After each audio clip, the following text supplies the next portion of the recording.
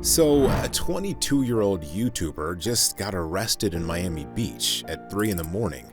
The charges?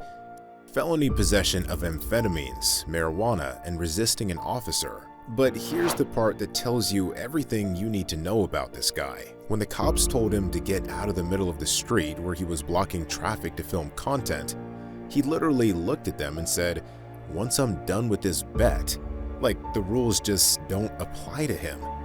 Now, this is the same person who's been parading around claiming he made $20 million from managing OnlyFans creators, flaunting a $60,000 a month mansion, and crashing luxury cars like they're disposable toys. And I don't know about you, but something about this whole situation just screams fake. So I did what nobody else seems to be doing. I actually broke down how much money Jack Doherty really makes. And surprise, surprise, the guy who acts like he's a billionaire, the math tells a completely different story. If you're not familiar with Jack Doherty, buckle up because this is a ride. He started on YouTube at 13 years old, doing marker flip videos at Target. Yeah, that was the content. And somehow this turned into a career built entirely on doing whatever it takes to go viral, no matter who gets hurt in the process. And that's really the Jack Doherty formula, isn't it? He's the guy who crashes his $200,000 McLaren while texting and streaming, and his cameraman is literally bleeding from the head, needing stitches, and Jack's first concern is making sure the camera is still rolling. He is the guy who puts in his actual wedding vows that his wife has to give him 100% of her OnlyFans money. And now he's the guy getting arrested with amphetamines while refusing to move out of traffic because he's filming a bet? Every single controversy gets turned into content. Every terrible decision becomes a thumbnail. And you know what the craziest part is? He acts like this makes him some kind of genius entrepreneur instead of what it actually makes him, which is a walking lawsuit waiting to happen. But the question everyone's been asking is this guy actually rich, or is it all just smoke and mirrors for the camera? Let's find out. Let's start with the one thing we know is real: YouTube ad revenue. With millions upon millions of subscribers and tens of millions of monthly views, his main channel is pulling in somewhere between $700,000 and $1.2 million a year just from ads. His second channel adds another $135,000 to $180,000 on top.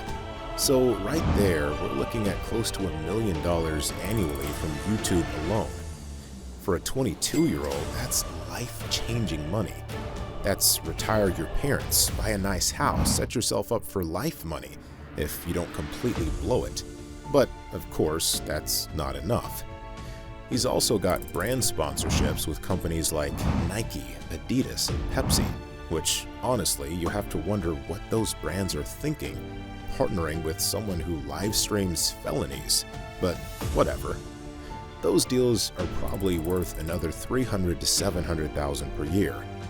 Add in Instagram revenue from his millions of followers, TikTok income, merchandise sales, and the streaming money he was making on Kick before getting permanently banned for, being himself.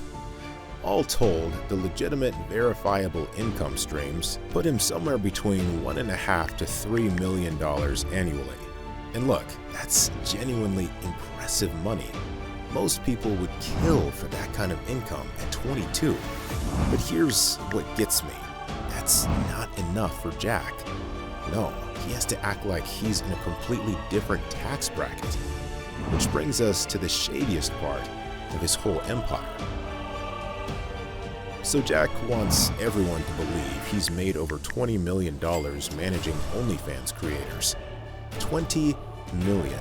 And you know what evidence he has for this number? Absolutely none. Zero. Just him saying it on podcasts whenever someone asks how he affords his lifestyle. But let's say, for the sake of argument, that he is making serious money from this OnlyFans management thing. The way he's running it is genuinely gross.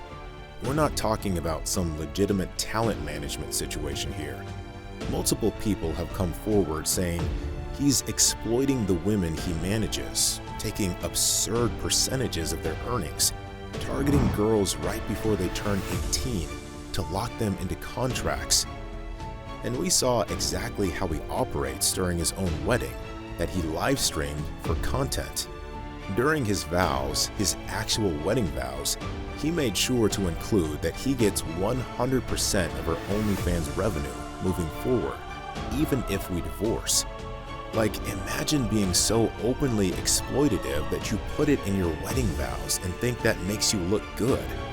His now ex-wife McKinley went on a podcast after their divorce 4 months later and laid it all out. Manipulation, exploitation, body shaming, isolation from friends and family. The whole thing was basically just him treating her like a business asset instead of a human being. So when Jack claims he made $20 million from this, what he's really telling us is, I found a way to monetize controlling young women, and expecting everyone to applaud his business acumen. And you know what? The fact that there's zero proof of this $20 million tells me everything I need to know. It's probably massively inflated, if not completely made up, to justify the lifestyle he's desperate to show off. Alright, so we've got verified income of $1.5 to $3 million annually, and a completely unverified claim of $20 million from exploiting OnlyFans creators. Now let's talk about where this money is actually going, because this is where the facade starts cracking. His mansion rental, $60,000 a month. That's over $700,000 a year just to rent a place he doesn't even own. Most financial experts say you should spend about 30% of your income on housing. Jack is spending anywhere from 25 to 50%, depending on which income estimate you use, and that's assuming the high estimates are accurate. For a guy who acts like money means nothing to him, spending $700,000 a year on rent instead of building equity in a property he owns is actually insane. But that's the whole thing with Jack. It's all about looking rich for the camera, not actually being smart with money. Then there's the car collection. Multiple Lamborghinis, a Tesla, a Sprinter van with $150,000 in custom modifications, over $1 million in vehicles just sitting around, plus insurance and maintenance that's probably another $100,000 annually.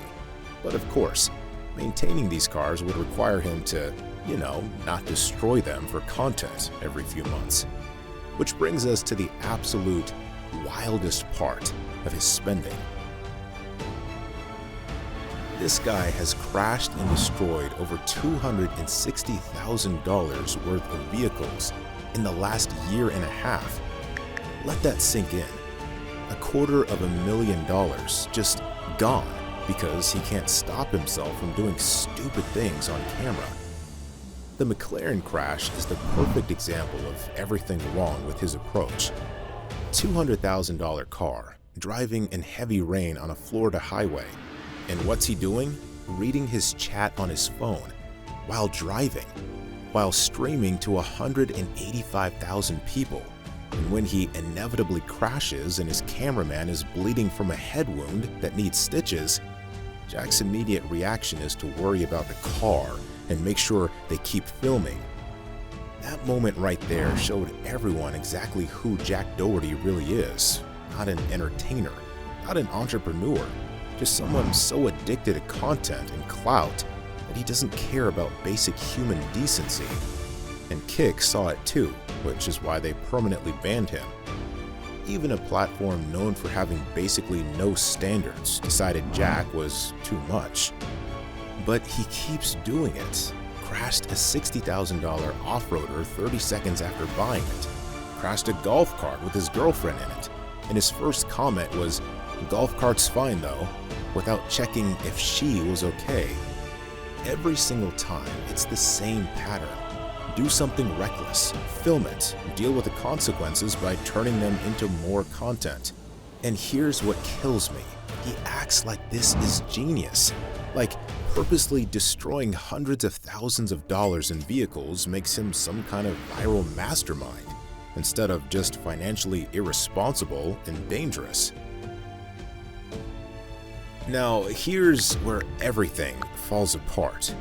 Despite all the flexing, all the claims about $20 million and 35 properties, reputable sources estimate Jack's actual net worth at only $1 to $5 million. $1 to $5 million. For someone with over 15 million YouTube subscribers. Do you know how low that is for a creator of his size? Mr. Beast is worth hundreds of millions. Even smaller creators with a fraction of his audience have comparable or higher net worths because they're not setting money on fire every single month. And about those 35 investment properties he claims to own worth $100 million, yeah, the math doesn't work at all. You can't own $100 million in real estate and only have a $5 million net worth unless literally everything is mortgaged to the breaking point with debt he can barely service. And even then, the numbers don't add up.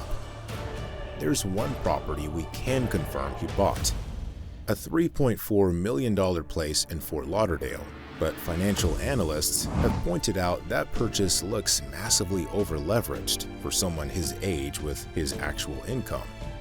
And those other properties he loves to mention, like a $20 million LA mansion or a $50 million estate, zero verification. Nothing. Just him saying it and everyone assuming it must be true because why would he lie? Well, we know why he'd lie. Because the entire brand is built on appearing richer and more successful than he actually is.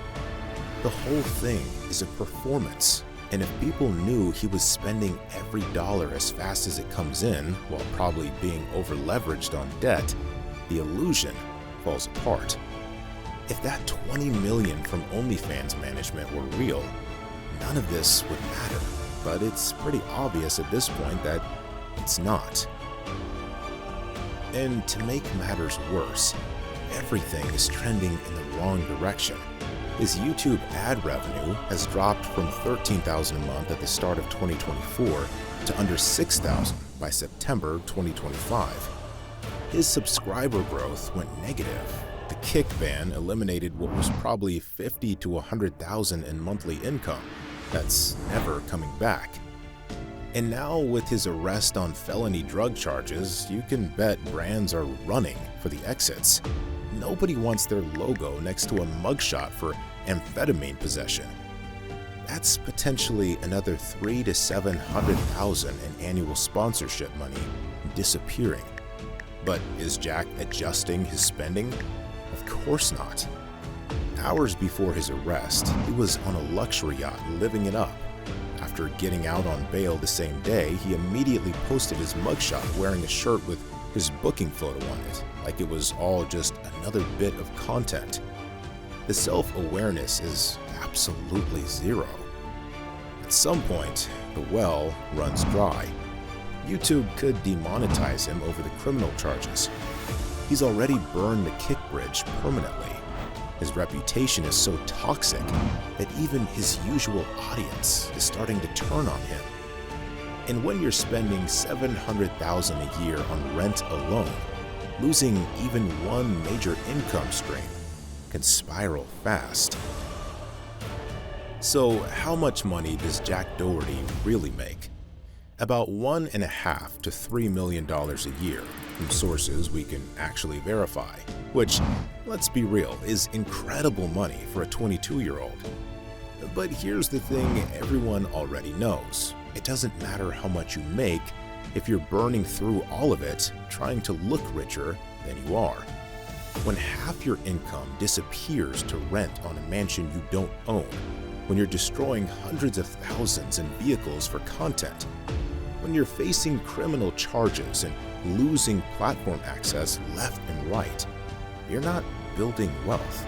You're on a treadmill that's about to launch you off the back. If the $20 million from OnlyFans management were real, we wouldn't be having this conversation. but we all know it's not. It's the same inflated flexing that defines everything about Jack's persona, and eventually, reality catches up. My prediction?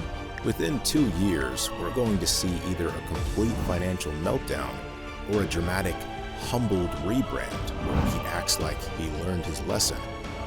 Either way, watching someone fumble the bag this hard is honestly fascinating in the worst way possible.